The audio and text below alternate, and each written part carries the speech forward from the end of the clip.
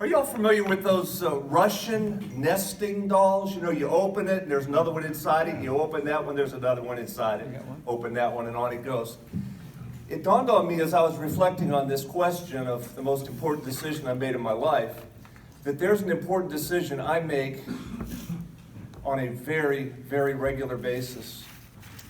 And the only reason that I'm able to make a healthy decision, a life-giving decision in regards to that decision, is because of a decision that I made years ago.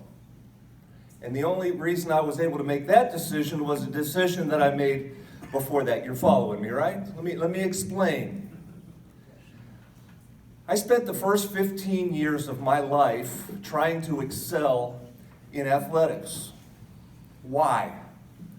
Because I thought that would be the way for me to get my dad's approval and his blessing. And so I went out for the basketball team in 7th grade and I was cut. And in the fall of 8th grade, I went out for the football team, halfback. They were the ones that scored the touchdowns. But I was a tackling dummy for the defensive lineman.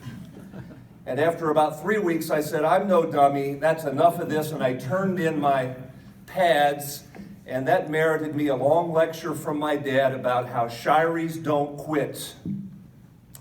That winter I went out for the basketball team again, and I was cut. That spring I went out for the track team, because nobody gets cut from the track team.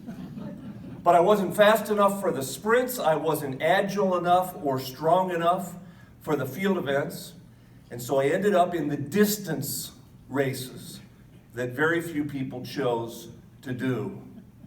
And so I ran distance, but in order to run in the meets, you had to qualify by finishing in the top whatever of the folks on your team. And in my 8th grade year of track, I never qualified to run in one of the races. But I kept training. And in 9th grade, I went out for the track team again, of course. I wasn't cut.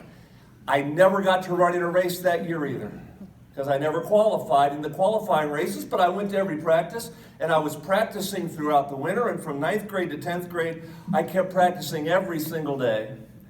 And in my sophomore year, which was where I grew up, our first year of high school, that spring, I qualified to run in our very first meet against our arch rival, the 2-mile run, 8 times around that track. Well, I invited my parents to come because I was so excited. This is the first chance I had to run after going out for track for 2 years, running all the practices and never being able to be in a meet.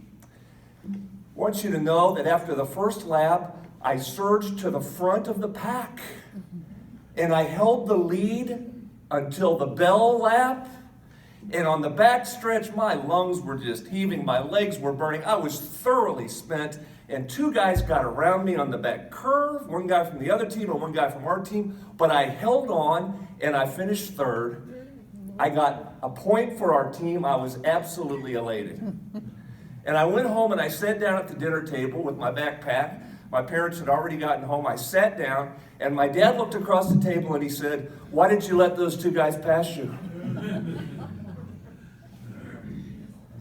And I slammed my fist down on the dinner table. And I said, "That's always the problem, isn't it? I can never do enough. It's never enough, is it? Never enough." He said, "Get out of this table. You go up to your bedroom. Don't come down until tomorrow morning." And as I left, I said, "Don't ever come and watch me run again." And he didn't. Now, when I was 15 years old, I had a bad case of acne. If I turned sideways, you probably couldn't see me. All right? Very shy. Went to church with my mother because that was the lesser of 2 evils rather than staying home with my dad. At the end of the service, some of you may have heard this story, I stood in the back of the sanctuary. She was a deacon, and she was putting things away, and I would just be waiting for her. And one Sunday, this older guy came over. He put his hand on my shoulder here, and he sort of squeezed it, and he looked at me and he said, "David Shirey, you're something special, and don't let anybody tell you any different." And I thought, oh yeah, that's what old guys at church say, right? Thanks, Pops. And he did it the next Sunday, and the Sunday after that. And he kept doing that through my freshman and sophomore years of school, until finally I found that I started to stand up a little straighter, put my shoulders back, and to feel a little bit differently about myself. Mr. Joe Ross was his name. He was an elder in our church. David Shirey, you're something special. Don't let anybody tell you any different. And I realized what was happening over those 2 years as I listened to him is that I was starting to hear the gospel. That is, for me to be accepted, or to be all right, or to be deemed worthy or beloved, or justified, if you will, I didn't have to do anything. It was already done. I was beloved, period. Even though I had sinned and fallen short of the glory of God and ended up in third place again and again and again. I think I have the school record for third place finishes at Howland High School. It didn't matter, because in spite of all that, in Mr. Ross's eyes anyway, I was somehow something special. I was all right. Inexplicably and undeservedly so. And because that humble and sincere elder at our church made his words to me so personal, then I believed that maybe the God that he apparently knew personally, in fact, loved me, just for who I was. In spite of the fact that I finished in third place so often in the races. Though I didn't have words for it at the time then, he was showing me and telling me, to use theological language, that I was justified by grace through faith. Not by works righteousness. Not by being a great athlete or winning or scoring a touchdown or making a basket. He continued to do that throughout my high school career. He took me as a young person out of Sunday school and took me to take communion to our shut-in members.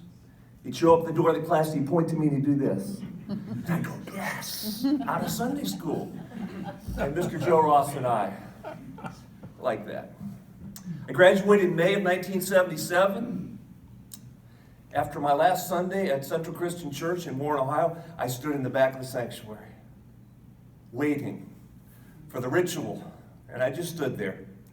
And I waited, and I waited, and I waited. And then I looked across the sanctuary, and there was Mr. Ross with his arm around this little squat, fat freshman kid, Frank somebody or other. And I watched, I could read his lips. He said, Frank Ferry, you're something special. Don't let anybody tell you any different. And I caught his eye. I was like, you too, Timer. And he went to me. And I was like, do you say that to everybody?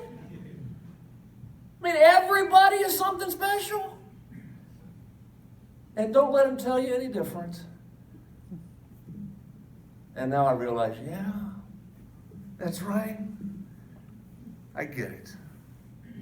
Now I tell you those two stories of my dad at the table and Mr. Ross because I have lived my entire life,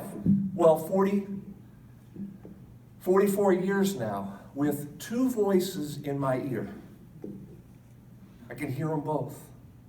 And one says, why did you let those two guys pass you? The subtext is, you're not good enough. You're not good enough. And the other voice says, David Shirey, you're something special.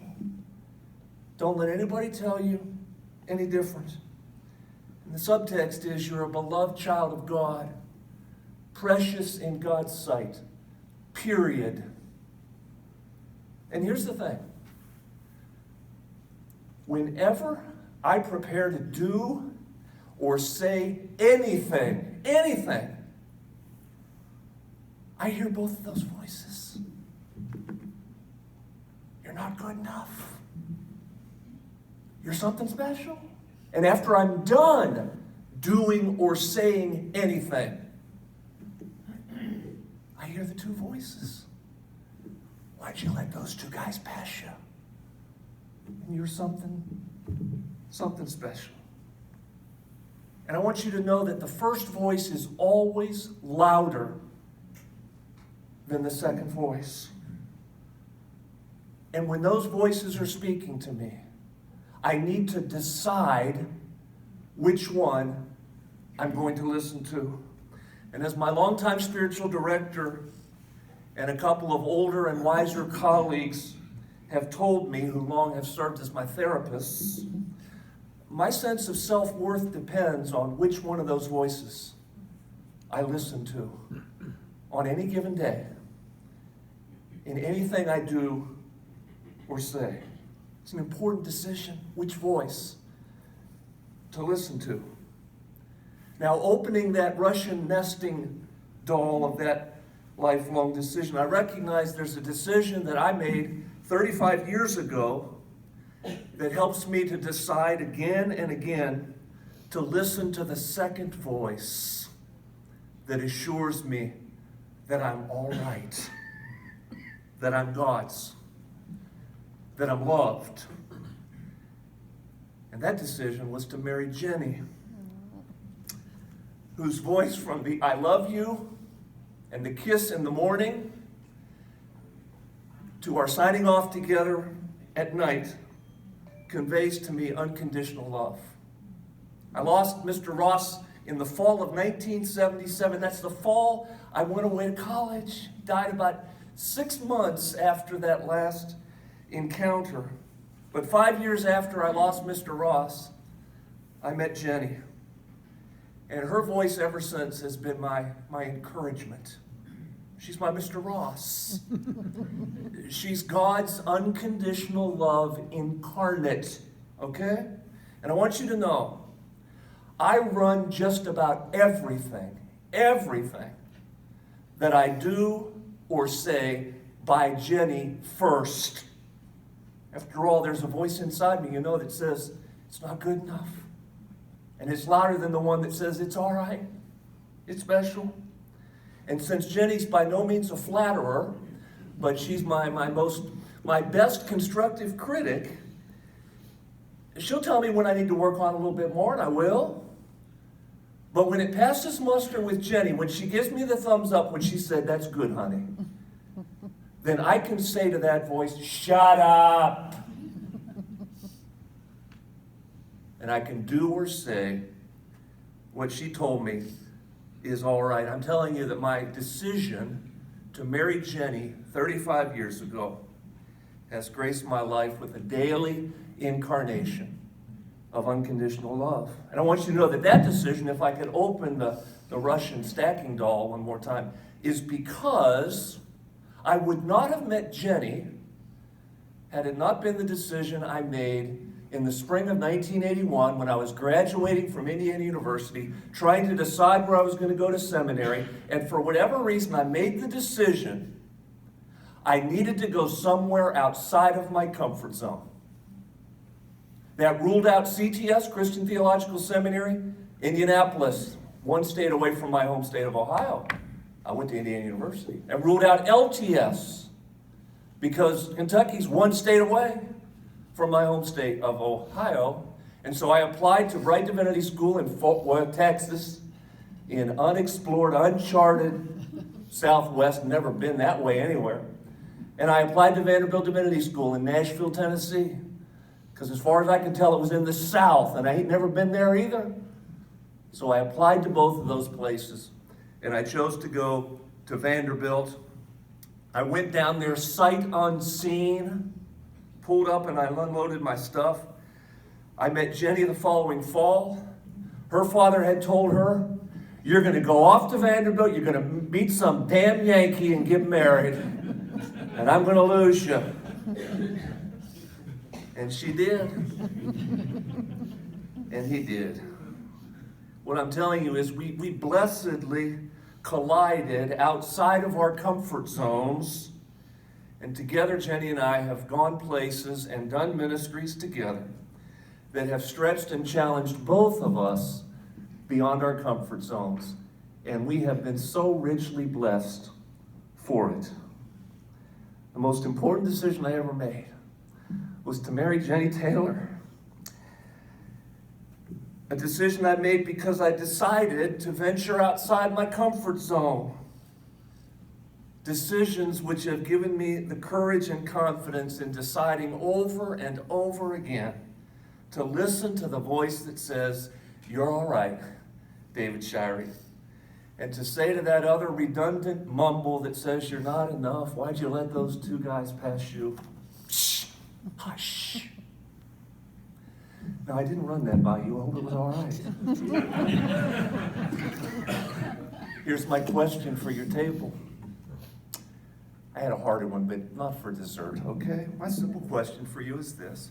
Can you think of a decision that you made at some point in your life that stretched you beyond your comfort zone? It was difficult to make, but as you look back on it, it has blessed you richly. Have at it. Beyond the comfort zone.